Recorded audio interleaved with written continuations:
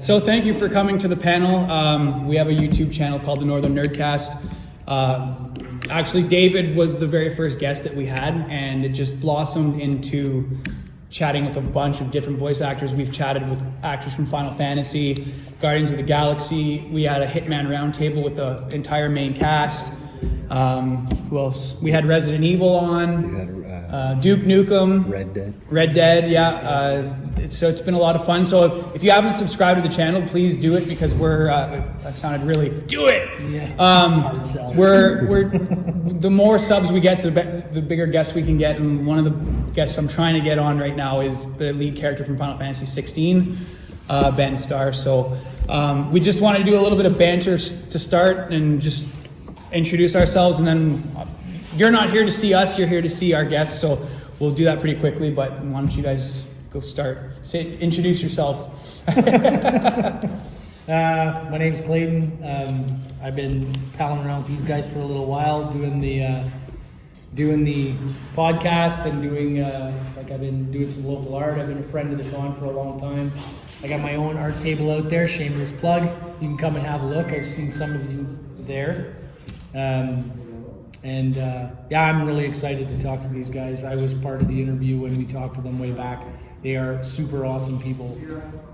So if you guys have questions and stuff, I'm sure. Yeah, definitely prep some questions for the end. If there's anything you want to hear from any of the franchises they've worked with and outside of Hitman as well. My name's Adam. I go by Svenny McG on YouTube. I generally get into retro stuff and getting more into current modern gaming as well on my channel. I met these guys through the show, reached out to Brad years ago from Sault Ste. Marie, and came up the Sid Bolton show. The fourth one. And we've been chatting since. And then so when Brad started up doing some of the podcast stuff with him and Clayton, then he reached out the one time to have me on, knowing that I was doing some YouTube stuff, and we've just kind of evolved the show from there. So without further ado, we'll introduce the guests of honor. So please welcome to the table David Bateson and Jane Perry from Hitman.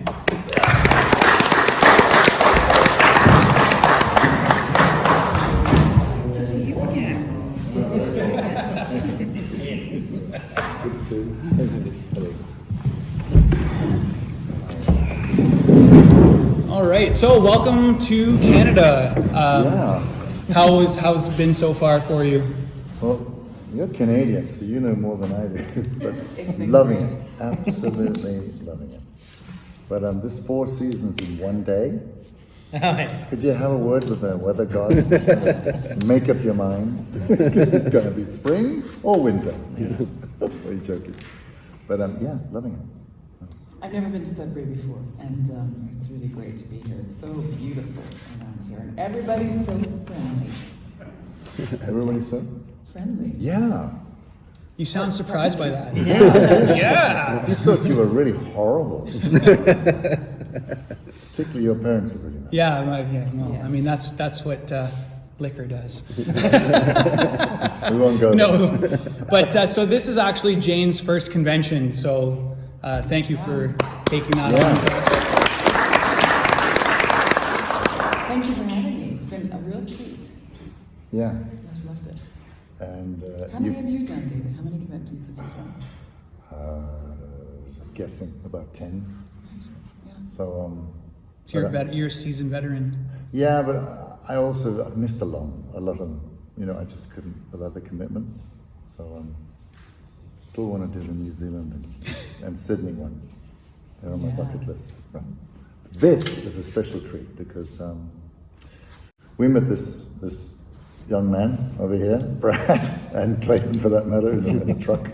No, we did a podcast some years ago now. 2020, just like during the pandemic. It was during the pandemic. Yeah. Oh, was it? He was breaking the rules, and he was out driving. Actually, he was parked on the road. He was parked on the road. So driving. Let's get some context here. Yeah. So I had to be somewhere else during the podcast. So what I did was I set it up on my phone in my truck, and I actually sat in Health Sciences North's parking lot and did the entire podcast from inside my truck. And halfway through, they said, "Oh yeah, you're driving."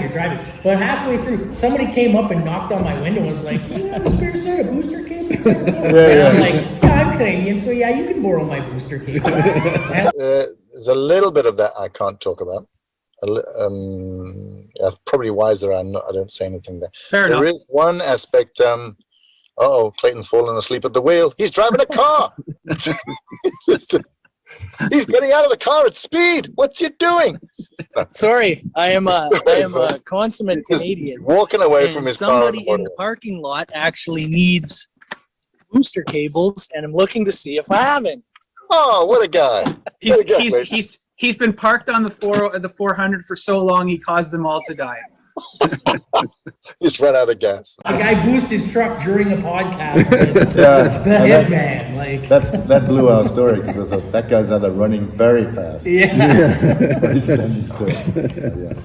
But that's our first connection, and then you invited us. And then I this. started stalking you. Yeah, and we're happy you did because it's not every day you get to go from Europe to Sudbury. I'm here to tell or you. any day. Or any day. Yeah. Yeah. So this is great. Thank you. And Most people are trying to go the other way. To get to Sudbury. By the way, just one thing. Driving from Hamilton Airport to Sudbury is the equivalent of driving across the country I live in Denmark. So this was like, whoa. At a high rate of speed, too. No? Yeah, are we there yet? So, thank you guys. And the fan reception today has been, you guys haven't stopped, so. Fabulous. You know, on a personal note, I was telling Jane this earlier. I truly prefer this level of game, or games con, because it's so much more personal. The really big ones, it's a lot of being kept backstage, and then going, "Excuse me, I need to use the bathroom," famous quote, and then some security guys going, "Agent 47 needs to use the bathroom. Go." And they're like, "No, don't draw attention to the fact." And then we sort of drag through a big hall. People going, "Yeah, just want to pee." So this is much more fun. Yeah, it's nice to have conversations with all of you. Meet Yeah. you, shake your hand, and spend a bit of time. Yeah. So yeah. More. More. We'll do more. We want more. So first question off the bat, and this is something that we've talked about. We talked about it last night. What is the best movie and why is it Hitman? Has anyone seen them? Oh dear. Yeah, what was your opinion on them? Yeah. Come on, Ian.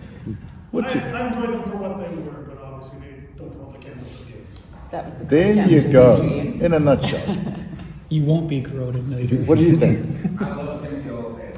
I love him, but honestly, they should just name it a different title. It's an action film, pretty cool. Yeah. I don't think it had the same tone or seriousness or the character itself seemed like an action. Like Vin Diesel in Fast and Furious, it didn't have that relatable, like, bad lieutenant feel to it. I don't know, it just didn't have that grinding to it that you're being Yeah. sad or anything like that, where you actually are thinking and being serious. It's kind of an action flick. You can't really say too much about it being the silent assassin though, because I recall standing on a guy's front lawn wearing a clown suit, detonating C4 under a chair, while looking in the window and watching him die. It didn't really. Yeah, they kind of goes up. Anything can happen. Like, yeah. Yeah, but I think talking about the franchise and the games in general, that whole element of being the silent assassin, because let's face it, there are a lot of first-person shooters out there, games, and to have that element that actually you're going to get rewarded if you do this really quietly, which for me was like, whoa, that's sophisticated, and obviously it thinned out the crowd maybe at the beginning. Of people finding the game. I just want to kill everything, to no, just psst, you're dead. But that was the real sort of charm of the franchise, I think, all the way through. Classy. Yeah. It's a classy approach. Yeah, I think so. I've killed many people. Much better. It's an element of the game. I mean, we have a whole forum here. I mean, as soon as you can't get 5 stars on a contract, There you go. we all blow up. Yeah, exactly. Yeah. Ian, just to let you know, is a heavy-duty man on the Hitman forum site. Even I know him as Knucklehead. And that is it's a humbling experience, by the way, checking a Hitman forum out, because they know way much more than we will ever know. I said it, it's official. So yeah, keep on doing what you're doing. Yeah, my pleasure. So then, Jane, how did you get involved with Yeah. Hitman? Because I mean, he's been the voice Yeah. since the beginning. So Yeah. Well, I started out doing in-game tutorial for, we figured this out, didn't we, Fabio? Blood Money. Yes. And then, is that right? Yeah, Blood Money. And then they asked me if I would like to play a character in the game named Diana Burnwood. And I was like, yeah, I would. And I've just been doing it ever since. And it's been wonderful to play that character because she's really evolved and changed, and the relationship to Agent 47 has really, changed, especially in Hitman 3. So it's been really wonderful to stay with the character for that amount of time. Because that's not always the case in games. I think it's obviously quite unique to play a character for 20 years. Yeah. And for myself, I've been 25 years. 25. Oh yeah. I was a child. Yes, he was very, very young. Because he's still quite young. Yeah. You can see that. Yeah. So that's been a total delight. So. Yeah. On this note, here's a weird thing. It came up earlier. I can't remember who we were talking to. That we actually record our lines in 2 different countries. So we have not met each other until only a few years ago. Yeah. But it's really, the game has, as you said, evolved so much, and the relationship between my boss, Diana Burnwood, and Agent 47 has also matured so much over the years. And for fans who've been playing it for a long time, they've appreciated that. And for it to end up in, was it South America? Yes. Dancing a tango. Yeah. Because for the first time, Diana Burnwood was in the field on a contract, on a mission. And that just made it just so much more intense. Mm-hmm. I really love that. So more of that, please, as well. Yeah, that was really fun. Cool. Yeah. Yeah. So did you find, since you guys are separated during the voice recordings, that since you was a character in your ear in the game, you feel like it almost helped with you guys connecting in the game? Wow. It made it stronger for you, more believable? Well, yeah, it's interesting that you say that, because what David has just articulated about us being in separate rooms, separate countries, is standard issue for recording any game. But you're absolutely right. In this game, that would be their given circumstances. They're not together. She's feeding him information, and so in some ways it did work extremely well. And when David and I actually did meet in person, I was a bit nervous because David's famous, and I was a bit like, oh my God, I'm actually going to meet this person that has always sort of existed in the ether for me. And occasionally I would hear your lines, frequently not. Sometimes when you're recording, they'll play the line that you're reacting to so that you can act off of it. Yeah. But sometimes they don't have it recorded yet. So David just sort of existed out there for me. And then when we actually met in person, I was like, oh my goodness, it's Agent 47. The Groucho Club.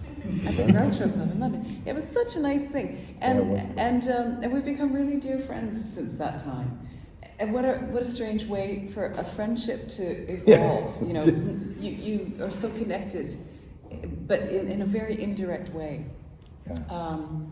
Yeah. So that's a really good question. Yeah, and I hadn't thought about that before, because we are separated, and normally, which is the norm, as Jane said, you do record your lines separately, but occasionally you do get to hear the line you're responding to, and that's when you get a total in-game experience, because I hear Diana Burnwood telling me, go here and do that. I'm going, okay, I will. You know, it's quite funky. I feel like you two maybe you feel like if you guys knew each other at the start, maybe your performances would have been different, more intimate, more personal. You wouldn't have had that same. Because I'm not saying it was cold, but it was crazy. Yeah, the scripts have also matured, because here's the thing, the writers and us have all kind of grown up together. So they've got to know us, and then they start to hear how, I could hear how Jane would say this line, and then or David would say the line about as Agent 47.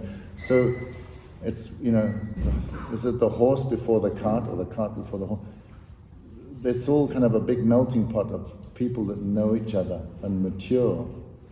So the gaming scripts have really matured from being absolutely ice cold to having a kind of a glimpse of, dark humor or a bit of concern for, from Diana Burnwood. Don't get yourself killed, kind of stuff, without getting sentimental.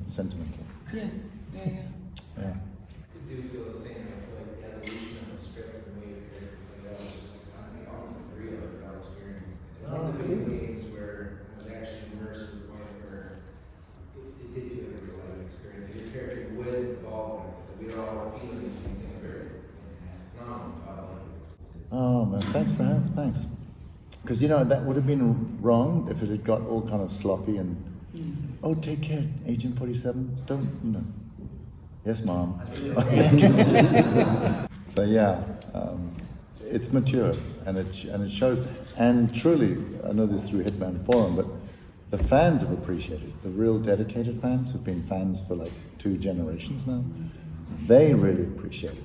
That they go, okay, you're not messing with the franchise, you've not gone Hollywood, or you're being true to yourselves. It's still difficult.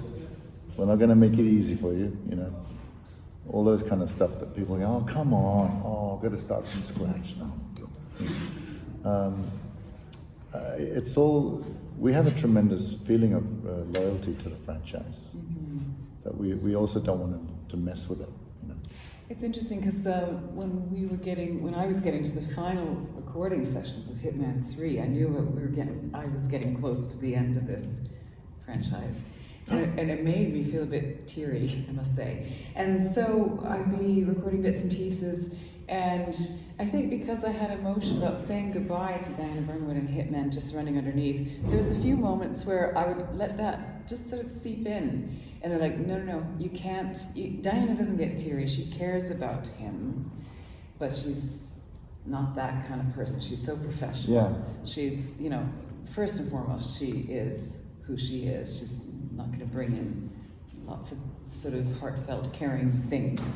And I just was like, yeah, absolutely. They allow this relationship to blossom, but definitely within the structure of the characters that had already been created.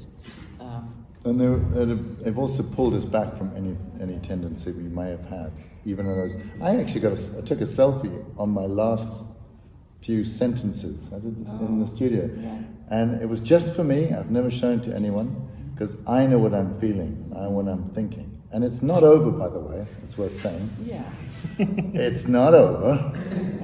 But we knew there'd be a long break, and it was a 25-year arc, and the last 3 games was a 3-story arc, going right back to the roots, and then moving on from there. So we're very excited, but we've no idea what's going to happen.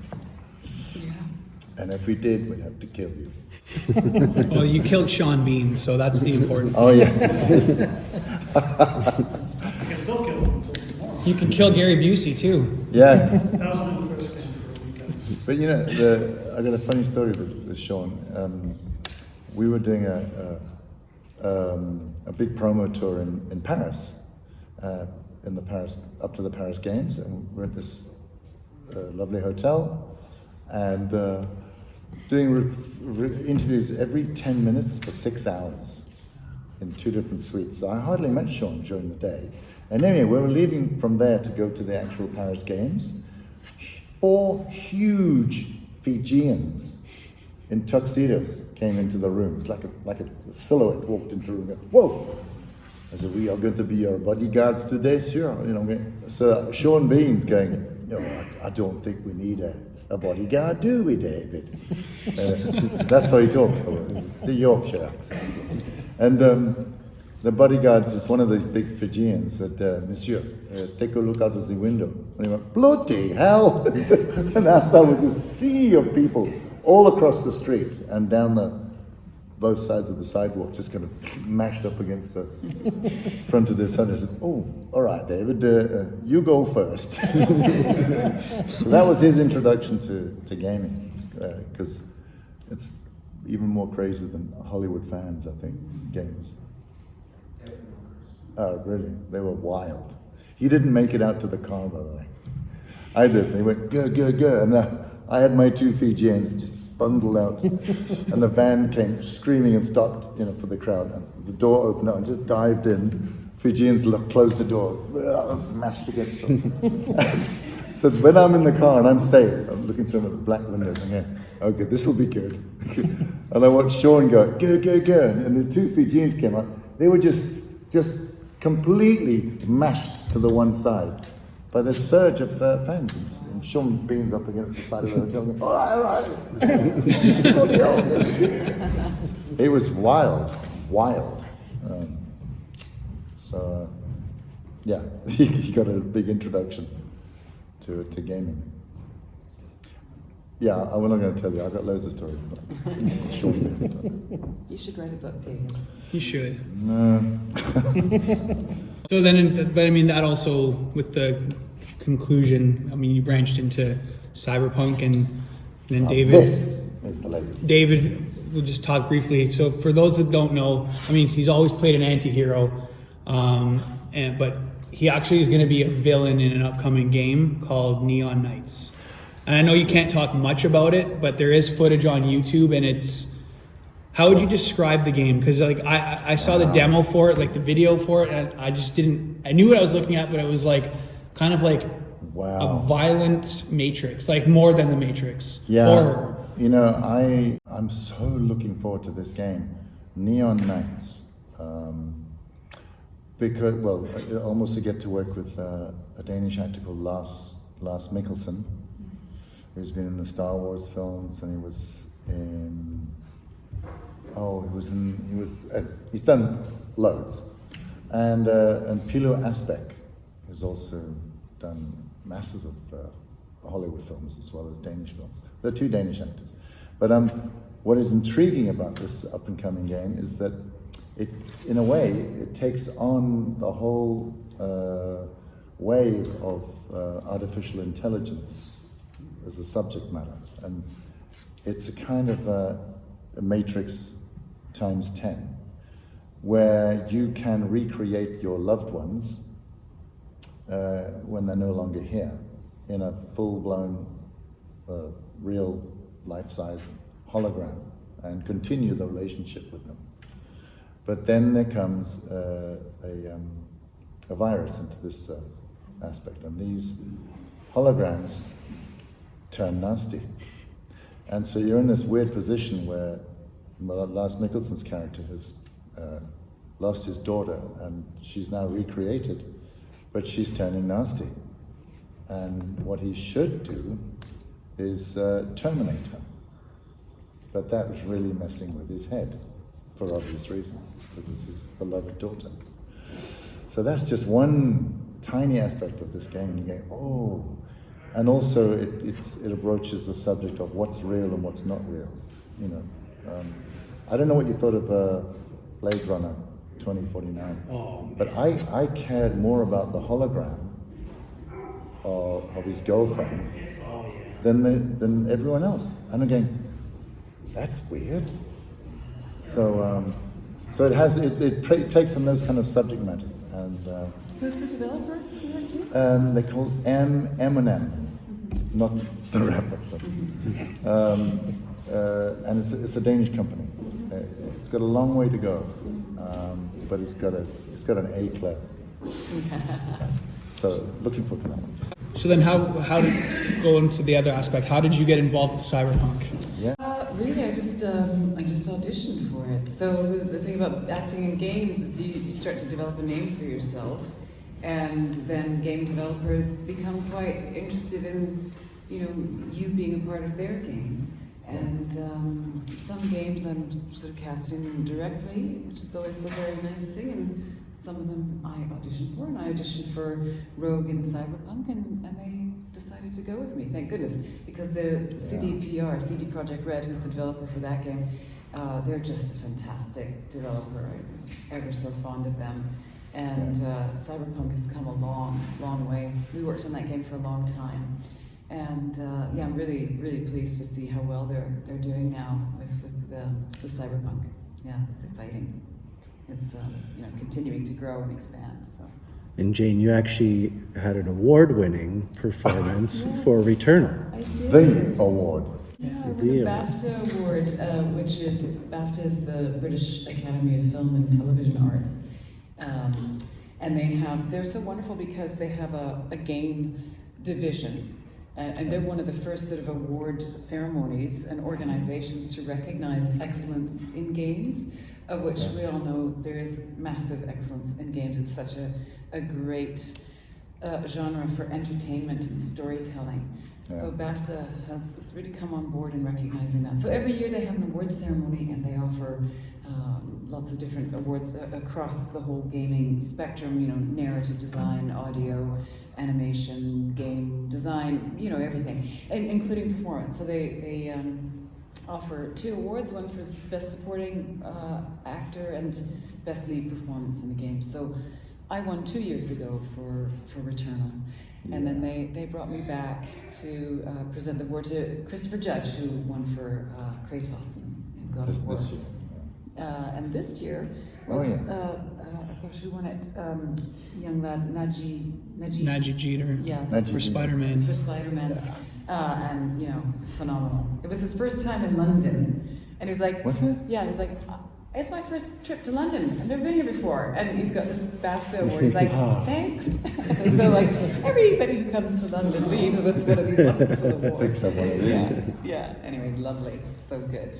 Yeah, so it's very uplifting, and it's really good for our industry, because I think games have, sort of been in the background. Like, I think there's always been the sense that film and TV is more elevated, is more important. And now I think we're realizing that's not true. Because the games are just utterly amazing. Yeah. And so are you. Well, thank you very The much. queen of computer games. No, really, you've done so many over the years. So. Yeah, I've got a few under my belt, that's for sure. Yeah. So if anybody has any, go ahead. Fabio. Your comment, actually, you raised something. The fact that, comparing Hollywood with games, it raises an interesting idea that, okay, with Hollywood, they produce, 3-4 movies every week consistently. Well, maybe not since COVID, but that's been the norm. Yeah. Games have far fewer production, but the money they make compensates for that. But at the same time, the intimacy with your audience. If you watch a movie, relate to the characters, excellent writing, you really immerse yourself in the movie. But it's a movie; it does its thing. With games, as an audience, you're not even really an audience. You're bringing the characters into your life. You're manipulating them, even if it's a limit to the manipulation you have. Parameters. But it's interesting how game characters become much more alive for gamers than movie audiences watching movies. You're right, and I think that's partially why they're so powerful, because it is interactive entertainment. You're not just passively watching something. You're being asked to participate in that game. So in some ways, the player becomes a co-creator, or is very much a part of the game. The game's not going to happen without a player or players. Yeah, I carry both of you in my consciousness everywhere I go. Oh, that's good. Fabio. You're welcome. The drinks are on me. But there's also the element of when you watch a movie, it's 90 minutes, or unless it's Oppenheimer. But gaming, you guys are in a game for many hours, many years. That's a big commitment. You're my third most played game on my Steam account. Oh. There you go. Yeah. You see. Thank you. Skyrim and Elder Scrolls Online are above you, Right. unfortunately. What? That's Yeah, you're nearly 2,000 hours, Elder Scrolls Online nearly 14,000, so go figure it out. I will do just that. But you see what I mean? That's the kind of, back to your argument, Fabio. But it's still games at that point. Yeah. It's more of an experience. It's a long, and that means a lot to gamers. I would say like you even have like a very like an even more intimate connection to the characters you're controlling because you never say, "Oh, Agent 47 died." You say, "I died." Like that's what you're Thanks, man. You're putting yourself in that. He's too good to die. We're no amateurs. How many times have you Like killed me? you stop just being watching and you be the character for a while. That's a good distinction. I died. Yeah, that's absolutely it. And it was really interesting during COVID because Cyberpunk and Returnal sort of were released around the same time, and I had a lot of people come up to me saying, "You really got me through COVID. Like I played Returnal, and Selene got me through this really hard time." And that's the wonderful thing. I mean, I think that also the characters in games, there's a myriad of experience. There's a myriad of characters that are going through so many different struggles. Some are about their sexuality or fitting into society or I don't know, dealing with big issues, And these games, I can see that there's a kind of like a healing power in them, whereby, a game's character can shepherd somebody through a moment in their lives that actually has come along at exactly the right time to help that person get from sort of point A to point B. And this is a real gift. And time again, we get feedback from people saying, I played that game and your character meant so much. And that is so, I feel so honored by that, Yeah, and humbled as well. Yeah. To add to that, I have to admit, anyone who knows me, I've been gaming for years, it's knowing that the level of interactivity varies from game to game. A game like the Hitman series, as Clayton pointed out, you can get on one end of the spectrum crazy with it. You can be involved, you can have fun with it. Then you have a level of interactivity where we're talking hundreds if not thousands of hours. That's a level of dedication that involves a whole lot of mindsets involved that you become invested into those characters so much more intimately. I think that's why the gaming industry seems to be much more evolving, as you pointed out. The level of obsessiveness is so much more apparent due to the fact that they're so much more invested in their lives. So yeah, you can be Agent 47, but at the same time, as much as you screw up the mission, you are that agent. Yes, I think that's the reasoning as to why the interactivity just speaks volumes as to why Hollywood is trying to capture some of that magic somehow as of late. Tapping into that industry of the gaming world where all that writing is just so well written that they forget one element, which is just, it's impossible. You can't be interactive with the movie. Yeah. They did try to make a movie of Hitman a few years ago, though, but it didn't really go that well.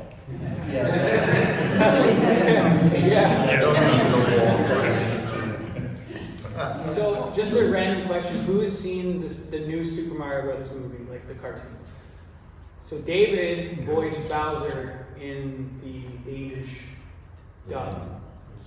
So he sang Peaches. I did that version. That's a good story. There is something I wanted to add on the whole Hollywood versus video game thing.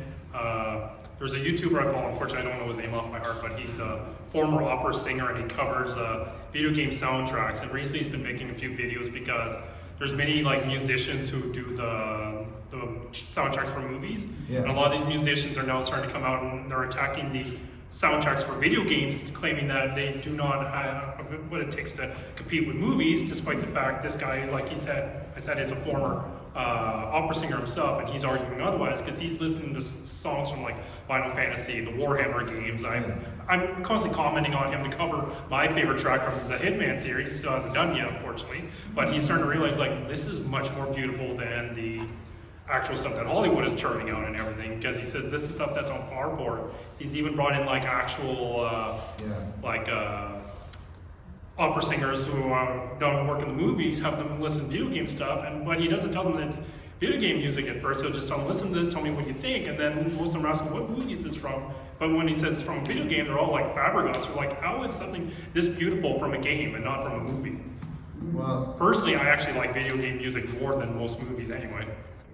I think it's also associated with how many hours you're committing to when you do a game as opposed to seeing a 90-minute film, is that there's a lot more music. There is a ton more development in the score. And I'm now going to be doing my third gaming concert with a symphony orchestra. I've done one in Denmark and one in Poland, and now next month I'm doing another one in Copenhagen. And you know, I actually asked the developer, the producer, is this, have we got enough material? And he just looked at me and said, David, are you crazy? There is so much material.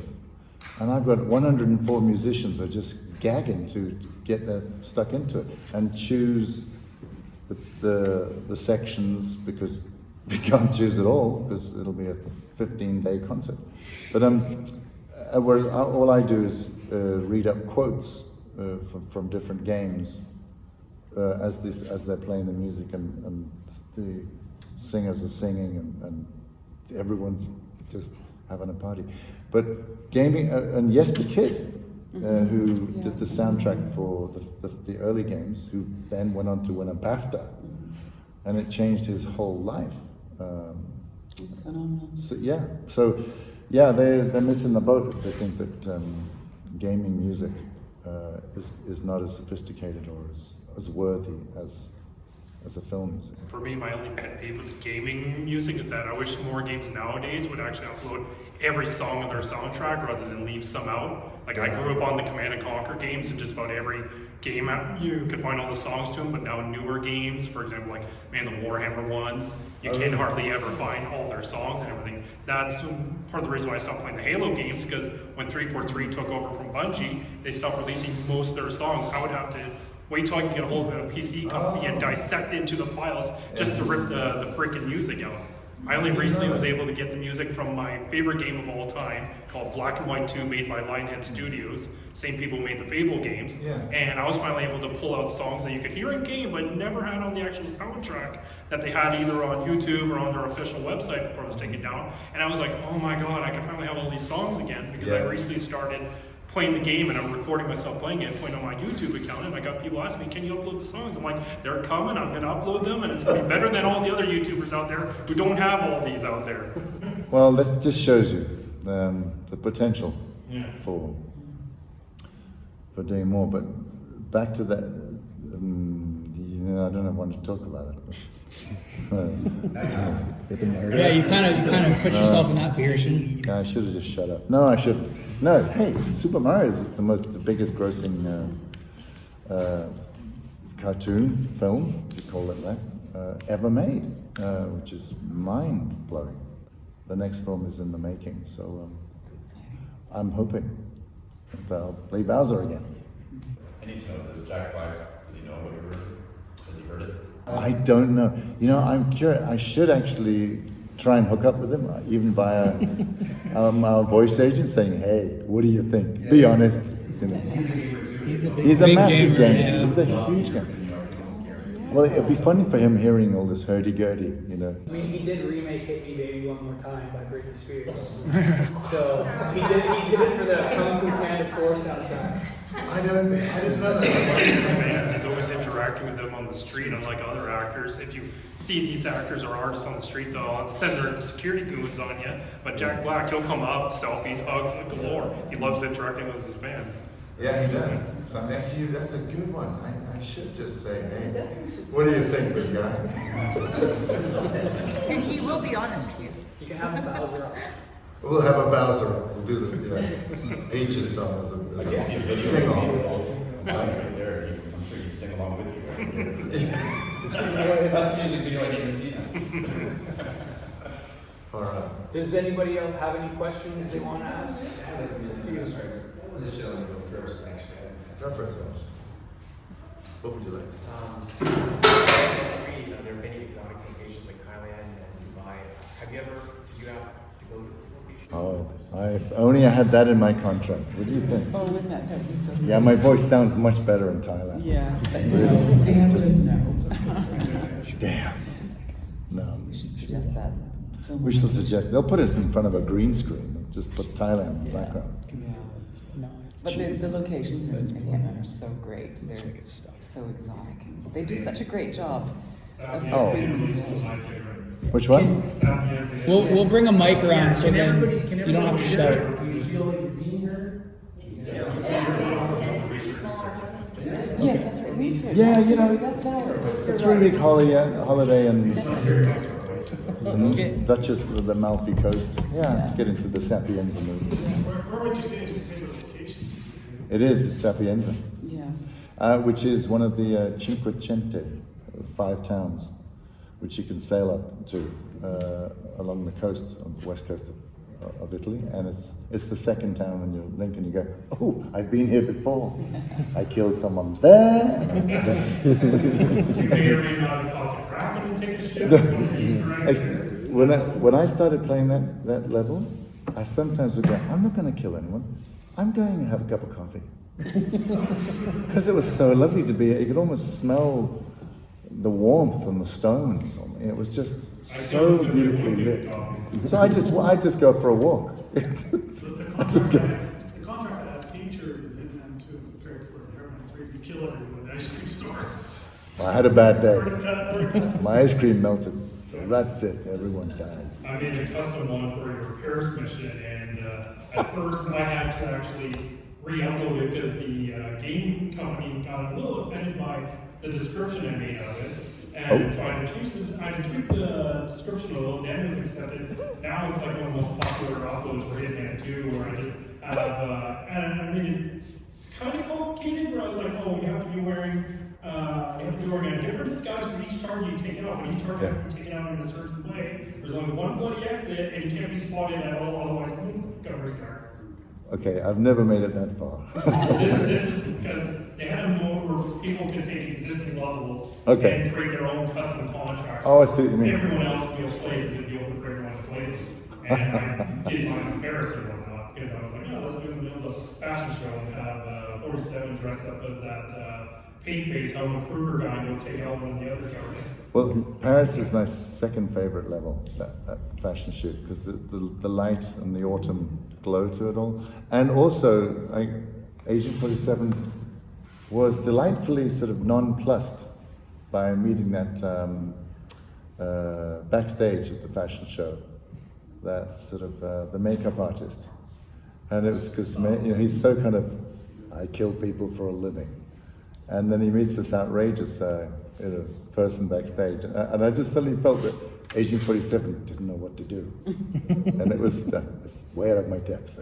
Should I kill him? No. Do you guys do the movement in the game as well, or somebody else did that? There was, we were doing Hitman 1. This was before Square Enix unfortunately parted ways with IO Interactive, but there was a brief period where we did motion capture for it. And then, of course, after Square Enix dropped out, the budget completely changed and we just went back to doing voice work. But it's always my preference to do performance capture, to be the body and the voice. I haven't done any. Yeah, I know, it was weird because I'm so jealous. We did this in England and we had another actor playing the role of Agent 47. And I know. And You wanted to be Gollum, didn't you? You wanted to do a Gollum did for Lord of the Rings, put on the whole kit up to Frank's around green screen. In the early games, it was a very good friend of mine who is a stuntman in Denmark. He said, I've just been you all day. And I went, what are you talking about? I said, I've been Agent 47. What? And once. You could do your own stunts. Yeah. But there was only one occasion I've been asked, and I was in Atlanta at some voice conference. And they said, David, listen, we want you to swing by London on your way back. And I went, no problem. I'll change my ticket, consider it done. I was going to get in there. And then they called back later the same day, said, David, stand down. I hope you haven't rearranged your ticket. It's off. I went, oh. So I know I've never done any performance capture or motion capture for Agent 47. With you? I have. It was that scene in the airport when we meet in the airport. Oh, right. Yeah. Yeah. The Highmores have picked up the check. Oh, really? Yeah. You did that? We did that. Yeah. Yeah, it's really fun to do that. My brother unfortunately couldn't come today. He's in North Bay because my grandmother's in the hospital, but he wanted me to pass on his favorite line of you from your New York mission, where you have the option to go to the bank teller and request a private meeting. And when the bank teller asks what kind of account would you like to open, and 47 responds by saying 7 figures. The man's like all surprised because of the 7 figures, and he's like, "What do you do for a living?" And 47's like, "I'm in the retirement industry." And my brother just loves that because he's looking. I had the camera pan to look at 47's face, and he's like, "There's no emotion." And he's saying all this stuff. That's my brother's favorite part about 47. He'll say all these crazy things with no emotion, and it just makes him crack up laughing. Yeah, well, because it hangs very thick in the air. What's going to happen to them? My personal favorite of 47 with the emotionless part is when you're on the, I'm trying to remember now, it's the mission with the racetrack and whatnot. Miami. And there's Miami. there's one of those cardboard cutouts that you can like put your face into for pictures. It shows a guy with a fish and like a fishing rod. It's just 47 looking through it with just that bland expression and whatnot. Cracks me up every time. I had a joke, but almost an issue with that level. When you remember Florida Man? Yeah, that's the one. Yeah, that guy. I went, guys. Yeah, and I thought, what were you on when this art decision was made? Because I think it's fantastic, but some of the storylines, I just want to gate crash the meetings to kind of go, Yes. Well, I've got a good idea. We'll put him in a flamingo suit. Yeah, that's a good idea. And Fly away when you leave the message. Wearing a flamingo suit. Yeah, I was talking. Who was I talking to earlier about Nintendo? I think it was. That they came to do a big press junket in Copenhagen, and they asked if it was okay if I could just freestyle the dialogue whilst these 2 people from Nintendo played the level in Miami. Oh, cool. And I went, you do realize what I'm going to be, I've got Florida Man disguise, and I've got Pink Flamingo. And they went, yeah, that's why we want you to just freestyle. We had a lot of back negotiations between me and the marketing team and the lawyer at Iron Interactive. Can we do this? I said, well, if Nintendo are up for it, yeah, it's okay. So I freestyled this thing, and it's out there. It's pretty far out. But I remember in the end with that big fish, dressed as a pink flamingo, taking out someone, slapping them around the face, and I just went, I bet you've never been flamingoed before. So they said, we won't be able to use any of this dialogue, but yeah, they have the rights to it, and it's out there somewhere on YouTube. It's quite funny. I personally never took anyone out personally hitting them over the head wearing the flamingo costume. The most I did was go up on a ramp overlooking the track with a sniper rifle while wearing the flamingo suit. It took me numerous tries till I finally hit Serena Knox's car, but I eventually got her car after like 7 or 8 of them were already shot to bits on the track, and yet the race keeps going. I mean, another headline, I'm drowning a police officer in the toilet. And I said to him, I told you to wash your hands. How many times have I got to say it? So, but yeah, obviously, there was talk, it was not serious talk, but they said it could be fun if you could have an alternate way of playing the game where this kind of crazy dialogue could be said. But I think I was glad when it didn't get any further than just that conversation, because again, we want to treat the franchise with the utmost respect. Another aspect to sort of the silliness of things that I'm sure all of us can relate to is it's when I first played it, I thought it was so stupid. I went, come on, there's no way. But now it's the most endearing part of the game sometimes. You'll be getting chased by 40 FBI agents or whatever they are. You know, they're just a few paces behind you. You duck around the corner, hide in a box, and there's nowhere else to go. It's a dead end. And they're like, oh, he must be some kind of Houdini. What happened to him? He just disappeared. There's only one spot possible that you could be hiding in. They don't think to look in there. Yeah, they just do. And they don't look. No, they don't. Honestly, I thought they eventually would get wise and start like opening cabinets and looking in boxes, or at least like maybe like open one and toss a flashbang in there, since they seem to be pretty trigger happy with the flashbangs in that game. But it's got so sophisticated that you kind of, for instance, when you get noticed, that's going to create more hassle for you in terms of hiding, because they're going to be a bit more on your case, which reveals also the consequences of being discovered, you know. So they're trying to kind of do that, but those situations are just, you know, like, This is the thing, there's a guy who spotted you. look in the box, dumb. Maybe you forgot your outfit or something. Yeah. He's really sharp, but then he doesn't notice that, you know, you might be hiding in the box. I'll have a word with him. Especially instance or Paul, you got a barcode back there. Some of them, when they're like renewing in your ID, they'll be like, yeah, Paul got a barcode back there. But if you change disguise and it's not coming with a barcode, nobody looking at you, they don't recognize you. Just like the barcode shows. It gets invisible when I'm dressed as a butler. And I like doing a mission too, like you kill the target, and then you're like, okay, I want to go back. I wonder what's another way. How can I kill them another way? Mm-hmm. And sometimes in one mission, there's like 10 ways you can kill one person. So Yeah. it's like, oh, that's kind of cool. Yeah, and then, I haven't played so many different ways of killing people as I know there are, you know. But it's intriguing, the odd occasions when I've been in IO Interactive and they're either testing a level, this is now a few years ago, and I see them, oh, I didn't know you could do that. Oh, we're just seeing if this works, you know. And sometimes they make decisions where they think, no, this is too crazy, you know, and reduce the level of ways of killing. Obviously, you talk about like the lines in that, but I mean, you've been involved in characters for 25 years, you for a while as well. Do you have any say on the direction of the characters as well? Do they listen to you when they talk about their story? Do you know, we've never been asked, and I have never offered anything about that. I think just sort of wait to see what comes, which I'm quite happy to do because I really trust, you know, the writers at IOI. They're so good. But yeah, you know, actually, in many ways, it would be really nice to have a more collaborative role as an actor in games. But the way games are presently made, actors, especially if you're just doing voice, it's different if you're doing performance capture. But we really are brought in at the 11th hour, so everything is all done, ready to go, written, animated, etc.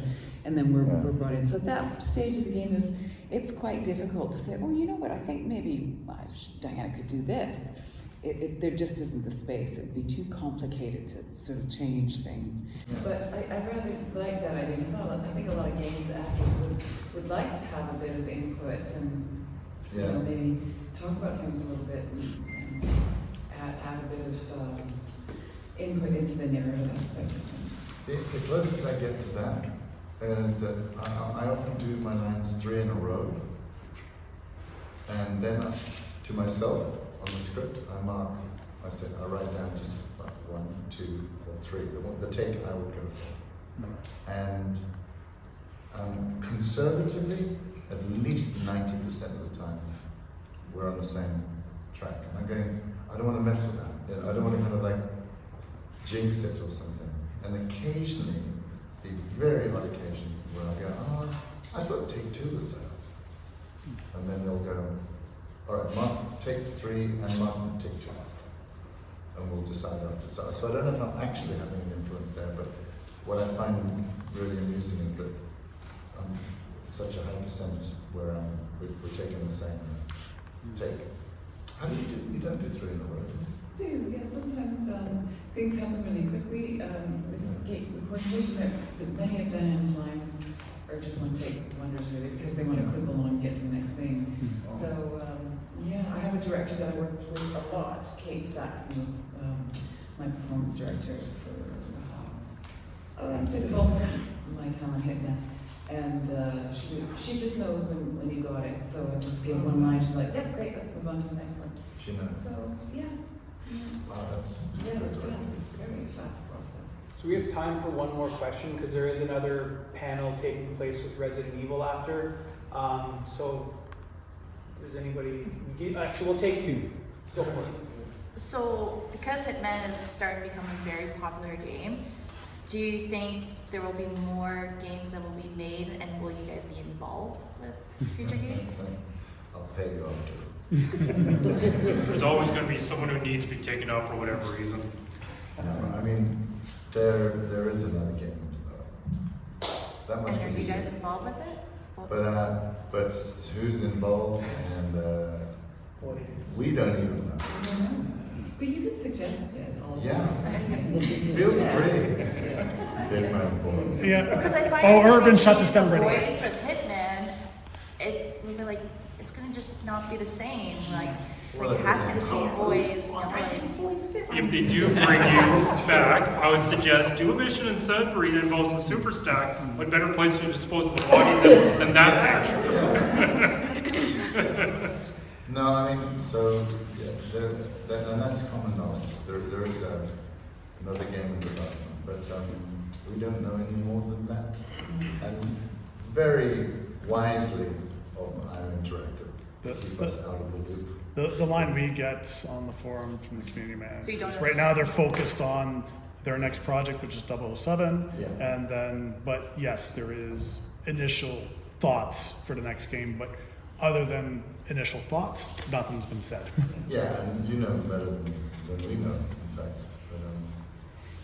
But, no, it's I think the focus clearly is on the 007 game, which is still unknown. I have to kill you all now. I still think you're better than your job than him, because unlike him, it's gone through different agents while you're just one guy who, as far as we know, can be immortal. Yes. If you do have the DNA of 5 random people, you might have the lifespan of 5 people for all we know. Yeah, I saw an interview with Daniel Craig's, an old interview actually. He was talking about how many bones he's broken when he was playing James Bond. Okay, I've never broken anything. Someone said there's a fingernail. Okay. Yeah. What was that? I mean, after hearing both you speak about the entire creative process, I think I answered the question, but 25 years, and the reason I know this is I lived in 99 and lived up north of Bermuda and Buckhead, playing the first song, I say this time. But do you feel like you yourself, or this goes for both of you, or just like, I don't want to use the word sophistication, I said, I don't want to say something not sophisticated. But I was saying, do you feel like you gathered something from playing these characters so long and it kind of just became a part of your base personality as a human? Or do you feel like it was a job, I did it, it's over, and we do the next character? Ah, so that's a nice question. You want to take on that one first? I think there is a sense that it's a job and you sort of and you move on because there's lots of jobs that are happening around the same time. Like as I said, Hitman 3 came out, Cyberpunk came out, Returnal, As Dusk Falls, and I've always got a few games on the go. But Diana is a very specific character. I've been with her for a long time. I wouldn't say that. I don't know. I don't think she's influencing my day-to-day life. But she does kind of live inside me. I have an incredible fun. She's like an imaginary friend that's inside of me, and I love having her being a part of my life. So yeah. I mean, she's much smarter than I am. I wish she did influence me that way. Yeah, it's just like so together. She probably got paid more. She probably makes more money per year too. Sorry to say. I'm not so sure.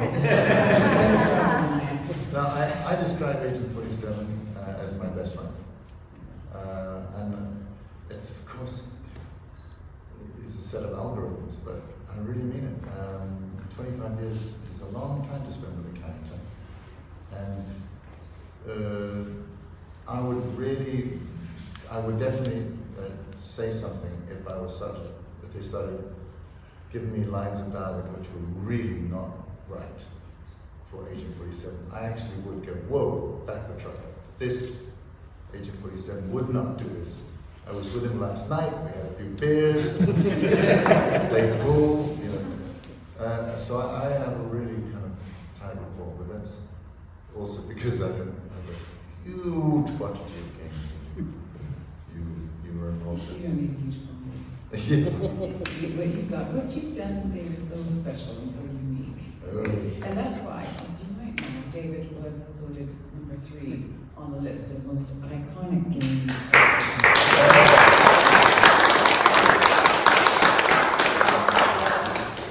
And the only one consistent with that role.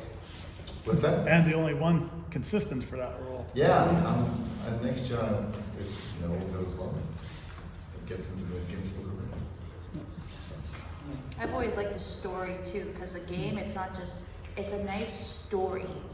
There's a story behind the game too, so that's what I like. Well, many years ago, I had this conversation at BAFTA, one of the BAFTA Games Awards, and they said the thing that we look for most in the games, taking everything into consideration, is the stories. And I went, but isn't it the special effects of computer games? Or isn't it the level of difficulty in computer games? No. Cut the crap. It's a story. Yeah. These are human beings, back to what you were saying earlier about, being personally responsible for how many times you're going to kill me. Well, We need to talk. Like you lived them for a little while. Yeah, and the commitment and the hours you put in over all those levels and years it means a lot. So it's the story. These are human beings we're interacting with. And if the story sucks, you move on. And the gameplay, because it wouldn't be a game without gameplay. That's right. The gameplay is important too, absolutely. Yeah. Absolutely. And it's magic when those two things come together really. Totally. And that's the artistry, craft, and skill of making games. Plus the memories we make from stuff like screenshots and whatnot. Like when this is all said and done, I actually want to show you a screenshot I have of you, but I put a little subtitle under it. Steam is exploding. They love what I said about one moment view from the second game. Okay. You'll have to wait and see till I can actually come down and see him, because unfortunately, I'm wearing a big dress right now.